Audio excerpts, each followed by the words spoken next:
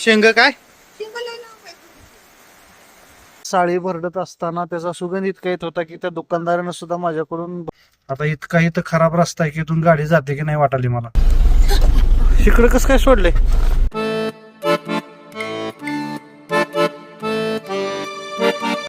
नमस्कार, आजच्या नवीन ब्लॉग मध्ये तुमचं स्वागत आहे. आणि मी आता आलोय शेतामध्ये. काल भरपूर म्हणजे भरपूर पाऊस झाला. रात्रभर रिपरिप रिपरिप चालूच होती.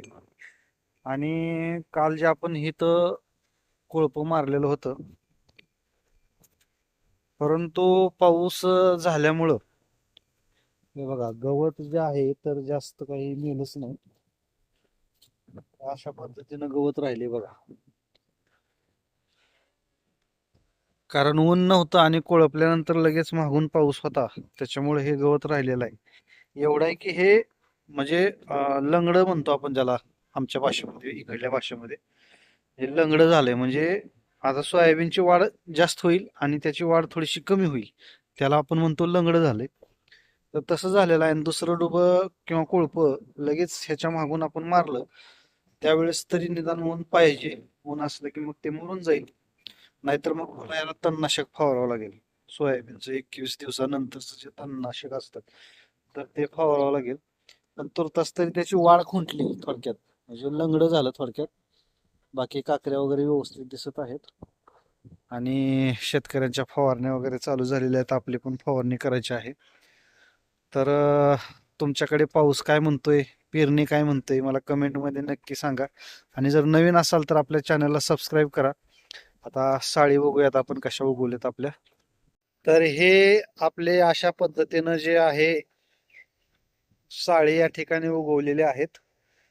बैलावर त्या दिवशी पेरलेल्या मागच्या एका भागामध्ये तुम्ही बघितलेलं आहे. तर ह्या अशा पद्धतीने साळी उगवलेल्या आहेत छान एकदम. आणि सगळ्या उगवलेल्या आहेत. काहीच्या खोल गेलेल्या आहेत त्या उशिरा उगवल्या, काही वर पडलेल्या त्या लवकर उगवल्या. परंतु सगळ्या काकऱ्या दिसत आहेत. खूप छान पद्धतीनं साळ्या उगवलेल्या आहेत. आणि तुम्हाला सांगतो ह्या साळीचा सुगंध इतका छान येतो की नाही. ज्यावेळेस मी हे भरडायला गेलो होतो, साळी आपण गेल्या वर्षी पण ह्याच पेरलेल्या होत्या. आणि ह्या भरड्याला गेल्यानंतर तिथला सुगंध इतका येत होता. मागच्या एका ब्लॉग मध्ये तुम्ही बघू शकता किंवा मी वर आय बटन मध्ये तुम्हाला देतो, मी तुम्ही तो भाग बघू शकता की त्या साळी भरडत असताना त्याचा सुगंध इतका येत होता की त्या दुकानदारानं सुद्धा माझ्याकडून भरडलेले जे काही तांदूळ आहे तर ते तांदूळ घेतलं आणि म्हणले की मला इतका सुगंध, मी इतके वर्ष मी साळी भरडतोय परंतु असा सुगंध मला कधीच आला नाही, त्याच्यामुळे मला हे खावंसं वाटतंय. म्हणून त्यांनी ते माझ्याकडून मागून घेतलं तांदळाचं बी. तर अशा पद्धतीच्या ह्या सुगंधित साड्या आहेत. आणि आमचे जे काक्रंब्याचे मित्र आहेत सौदागर क्षीरसागर आणि अमोल क्षीरसागर, तर त्यांनी गेल्या वर्षी मला हे बियाणं दिलेलं होतं. इंद्रायणीचं आहे. आणि इतका सुगंध भारी आहे याचा की हे ज्या वेळेस आता फुलोऱ्यामध्ये येतील त्यावेळेस असा आजूबाजूला सुद्धा सुगंध पसरतो याचा. इतक्या मस्त ह्या साड्या आहेत आणि खूप छान पण उगवलेल्या आहेत. तर गेल्या वर्षी थोड्याशा पातळ झालेल्या होत्या म्हणून त्याच्यामुळे त्याचा नाद चालला होता, तरी सुद्धा एवढ्याच ह्याच पट्टीमध्ये 7 ते 8 कट्टे झाले होते. ह्या वर्षी टोटल उगवलेले आहे, त्याच्यामुळे चांगल्या पद्धतीचं साडीचं उत्पन्न ह्या वर्षी आपण घेणार आहोत. या ठिकाणी भात ज्याला म्हणतो आपण, भाताचं उत्पन्न. आणि तिकडे पाहू शकता तुम्ही शेतकऱ्यांची फवारणीची लगबग चालू आहे. आणि हे चुलत भावाची मुलं आहेत, सोयाबीन फवारत आहेत त्यांचं. आपल्याला पण फवारणी करावी लागणार एवढी कोळपणी झाल्यानंतर. हे चुलत्यांची शेत आहेत पलीकडली. आणि हे आपलं मागून पेरलेलं सोयाबीन बैलावर.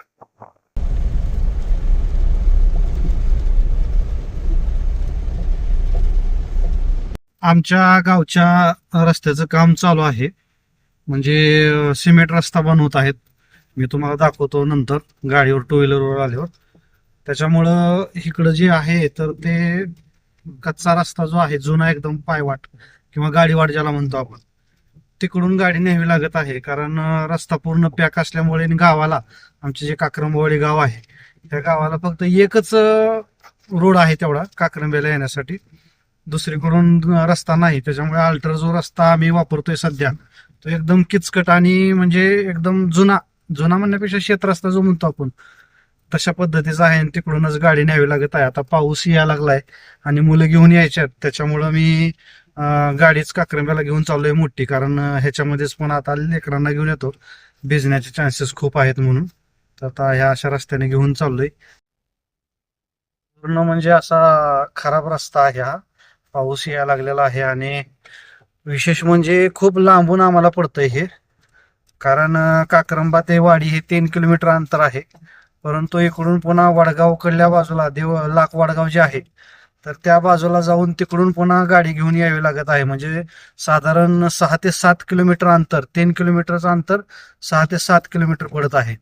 आता इतका इथं खराब रस्ता आहे की इथून गाडी जाते की नाही वाटाली मला. शक्यता खूप कमी आहे. तरी बघतो मी ट्राय करून. असा हा रस्ता आहे आणि गाडी तिथून जाते की नाही आता बघावं लागेल. जर अडकून बसली तर पण अवघड व्हायचं.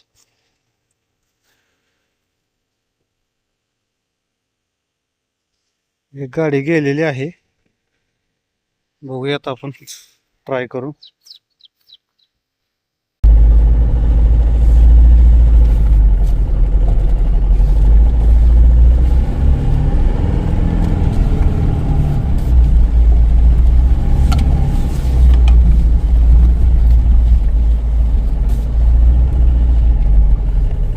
हो, निघाली बाबा कशी तरी गाडी.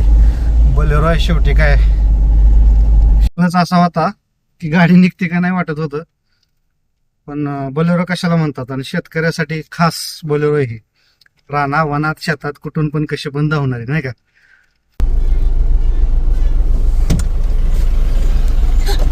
इकडं कसं काय सोडलंय? हा,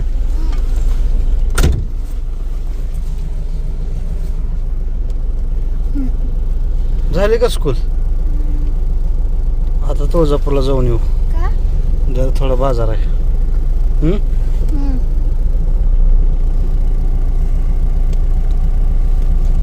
कुठं काय खायचंय? होय होय दादू, काय खायचंय तुला रे? होय, अरे मी इथंच आणि तुम्ही कुठे निघाला?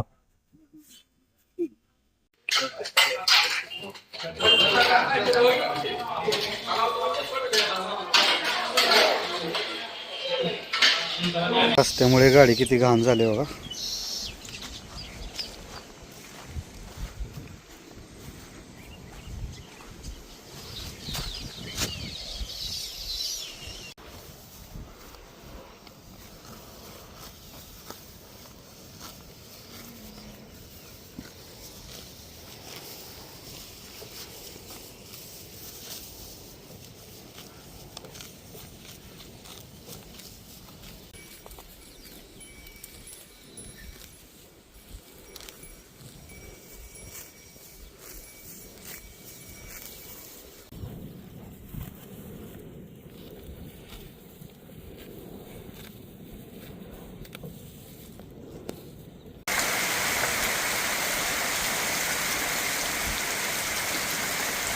तर भरपूर पावसाला सुरुवात झालेली आहे.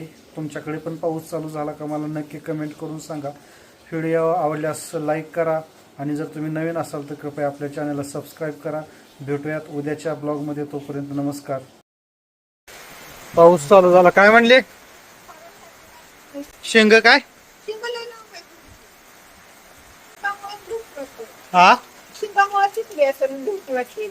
हा, शेंगा लांबायचं. हा होय, मारत नाही पण गरीब आहे. पाऊस आला भरपूर. कसं आहे आभाळ बघ.